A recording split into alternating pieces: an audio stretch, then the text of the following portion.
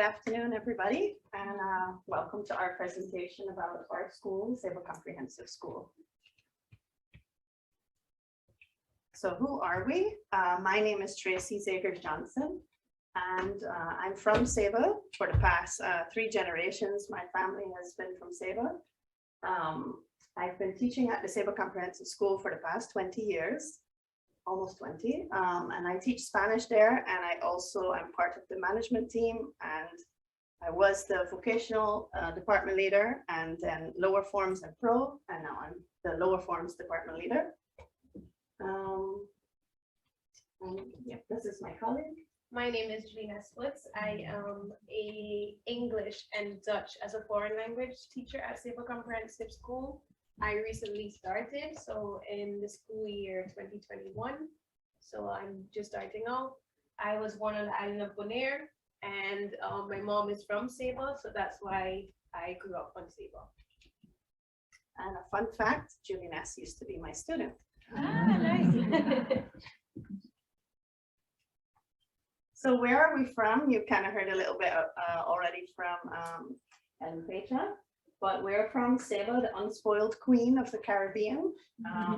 We are only 5 square miles or 13 square kilometers. So we're just a little drop in the bucket.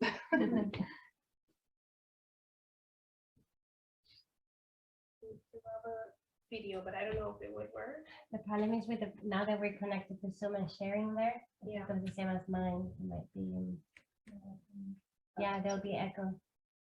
Okay, so we already saw a little map about that Ms. Petra shared earlier, but this is Saba right here. We're at the top of the chain. We're actually 7,000 kilometers away from the Netherlands. And 52 kilometers away from St. Martin. Very, very far away from home. Took us like almost 24 hours to get here.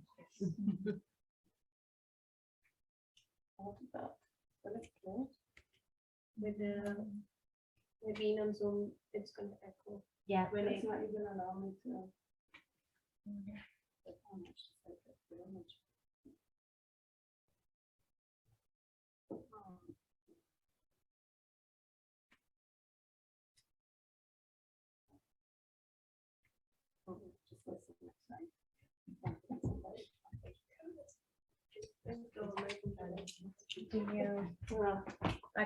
Okay, It well, should be a YouTube video. yeah, we wanted to yeah. kind of show a little video so you can have an idea of where we're coming from. So just a little bit about Saba. We are home to Mount Scenery, the tallest point in the Dutch kingdom. So once we became part of the Netherlands, that actually changed, because before it was Valsberg, 323 meters, and now it's Mount Scenery.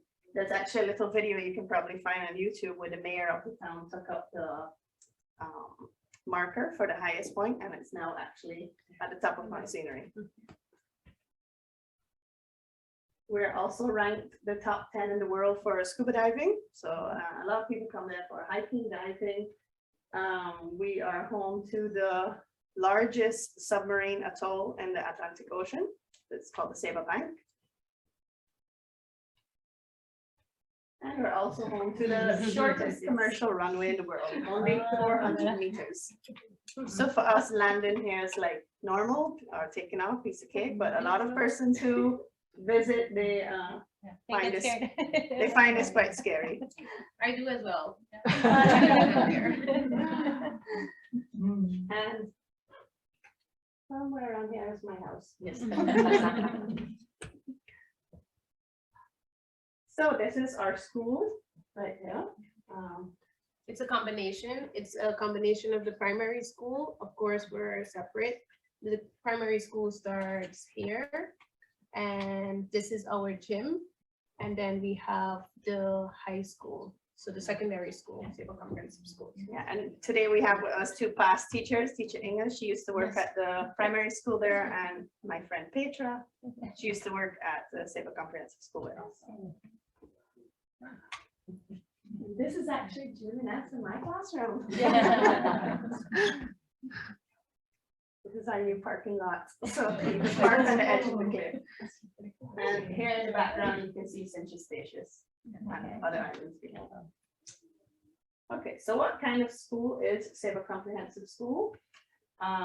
We are a 5-year secondary school, and we're all inclusive. So we offer the lower forms education, we offer vocational education, academic, and pro or praktijkonderwijs. We have about 100 students and about 25 teaching staff. And we became a language-friendly school in March 2021.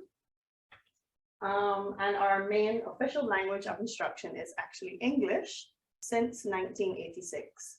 And the reason why is because it was proven that it's best to educate students in their language that they speak at home, and they tend to do better in school. And actually the dropout rate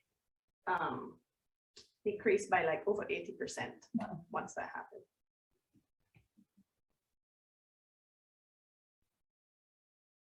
These are some of our students and staff. That's like, it's an older picture, but that's like basically the whole school there. And here is where you can see that we incorporate a lot of, where we have a lot of nationalities at our school, although we are pretty small and the only secondary school on the island. We do have a gazebo where we put all of the different flags for the different countries of students that attend the secondary school. That's also a sign of showing that we're language friendly, that we are very inclusive, that we accept everyone.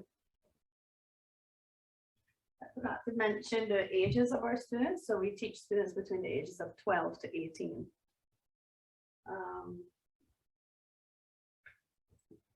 School in Saba is mandatory because we fall under the Dutch system. So from the age of 4, you should be in primary school until the age of 18.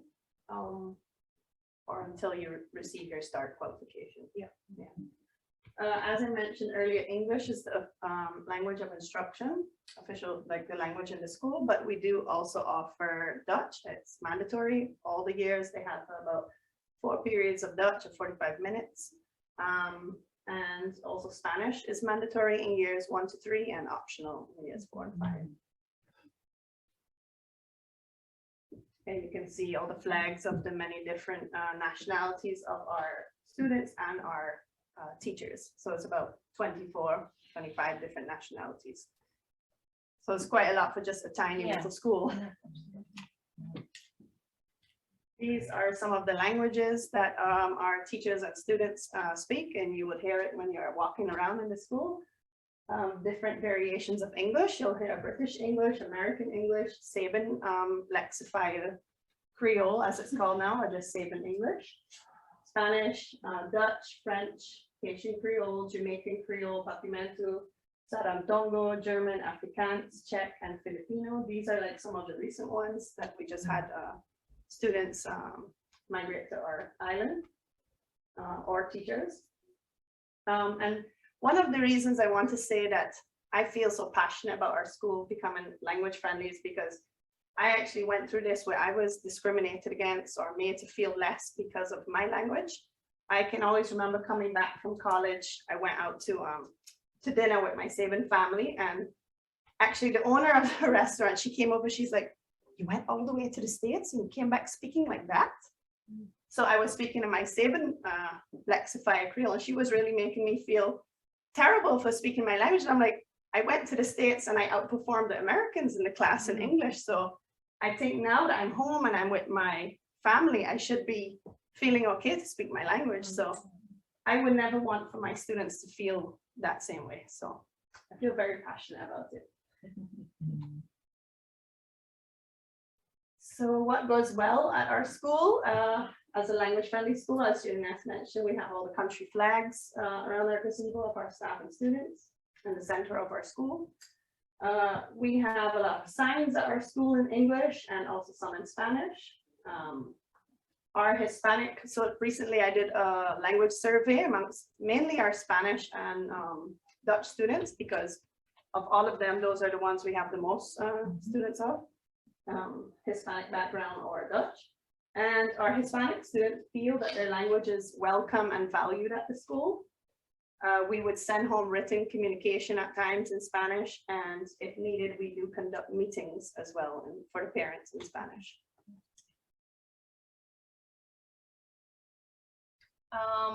In the Spanish class, I think Tracy can speak more about it because she is the Spanish teacher. She does have a Spanish library and also a reading nook and a conversation corner where the students are able to use that time to speak the language. Conversation sessions with Spanish speakers also during the class, so the native to also then give the students who don't speak Spanish that well an opportunity to learn the language. And also the language survey was completed by the students that was previously stated.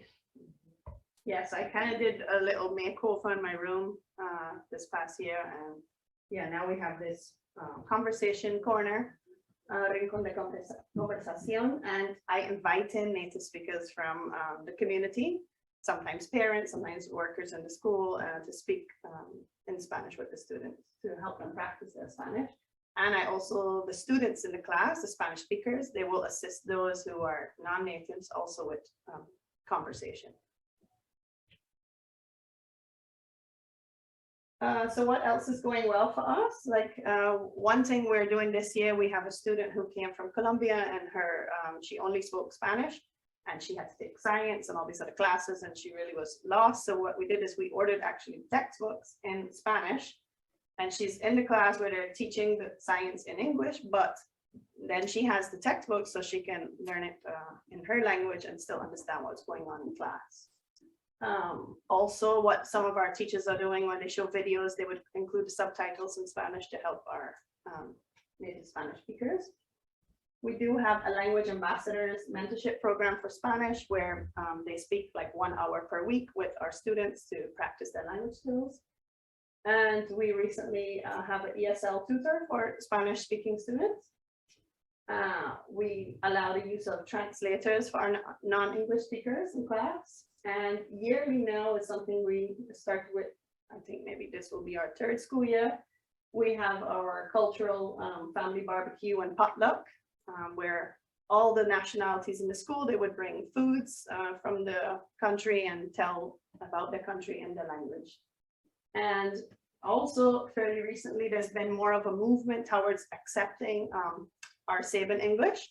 So we would have like poetry contests where students have to use Saban English from a book that was written by one of our locals.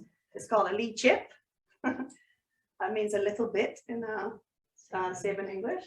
And yeah, so words are chosen from there and they must include it in their poetry and write it in Saban English. And also there's dramas being done and using your Saban English. So more and more there's a movement towards making our students proud of using their own language.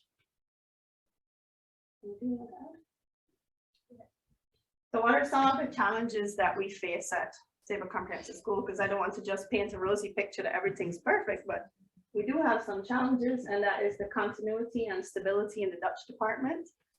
Like I said, Petra was there as our Dutch teacher. She left in 2019 and she left some pretty big clumping to fill. Thankfully this year Julijnes joined us, so we have a movement towards having a local a Saban who will be teaching Dutch. Right now she has 1 class, but we're moving towards more and more classes that she can give Dutch to. So yeah, it's difficult for us to find a Dutch foreign language teacher. And the problem is students have to reach a B2 level in Dutch in order to receive the diploma from the Ministry of Education. But well, they have Dutch 4 times a week for 45 minutes. And as Ellen Petra mentioned, they hardly hear it anywhere on the island. Because of politics, there's sometimes some students have a bad feeling towards the language. Based on our survey that we did, there was some mixed emotions from our Dutch students. Some of them felt like, yeah, I don't have a problem speaking my language, I'm happy to do it. But then there were others who felt they don't want to speak their native language because they say other students don't like that language, so then they don't want to speak it. So that's something that we really want to work on, that they feel more pride in their language. And also having more planning amongst our language departments and highlighting all the other languages more, because right now we kind of focus more on the Spanish, the Dutch, and English. Yeah. About 2 more minutes, right? If we still 2 more? also Because we want have to- one more presentation and then we need to. Yeah, we're almost done. Yeah. Thanks. So some of our future plans include having more signage, especially in like more Dutch around our school to promote more welcoming environment for our Dutch students. And although Julijnes recently started this school year also a language ambassador mentorship program for Dutch, but that's only like one class, and we want it across the entire school.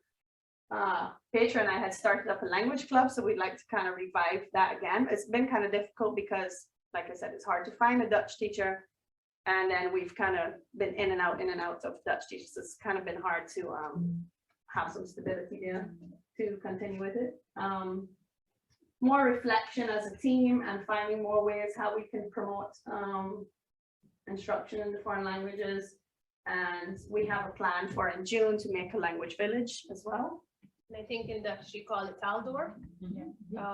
So there is where the students are already practicing to be able to do daily activities in the Dutch language. So that's what we're working towards, but also making sure that the students